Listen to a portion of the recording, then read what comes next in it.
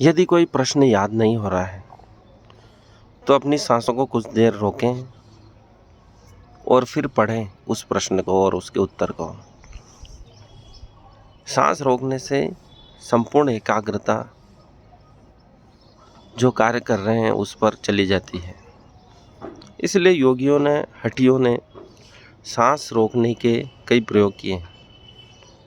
ध्यान को साधने के लिए सांस को रोकना बहुत ही महत्वपूर्ण प्रयोग है। इसी से समस्त सिद्धियों को प्राप्त किया जा सकता है।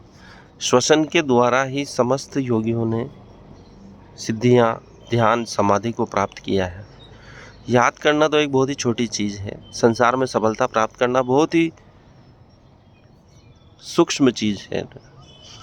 योगियों ने आंतरिक सफलता श्वसन के माध्यम से पाई है।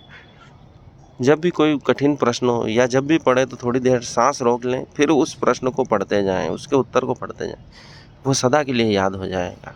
ये ऐसी विधि है जिसका प्राचीन काल से उपयोग होता आ रहा है, लेकिन आज तक किसी ने इस विधि को सही रूप में बताया नहीं है, क्योंकि ये गुप्त विधि है।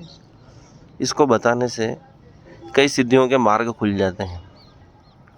सांस दिन में आप कई बार प्रयोग कर सकते हैं। जब भी आपका मन नहीं लग रहा है या विचलित हो रहे हैं, क्रोध आ रहा है, गुस्सा आ रहा है, कोई अन्य भाव आ रहा है, लोभ, क्रोध, मोह, काम आदि विकार आने पर आप सांस को रोकिए। जितनी देर रोक सकते आप फेफड़ों में जितनी सांस भर सकते हैं भर लीजिए और उसको रोकिए। जब तक आप रोक सकते हैं उसको संपूर्ण प्रयास कीजिए, उस अंतिम क्षण तक रोकिए जब तक आपका शरीर पूरी तरह टूट न जाए।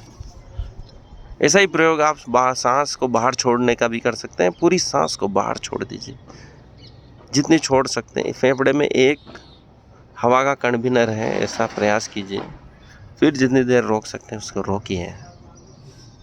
आपको एक अद्भुत शांति मिलेगी और उसी शांति में जो भी पढ़ोगे वो सदा के लिए याद रहेगा। आज के लिए इतना ही। धन्यवाद। मेरी बातों को ध्यानपूर्वक सुनने के लिए हार्दिक आभार। धन्यवाद।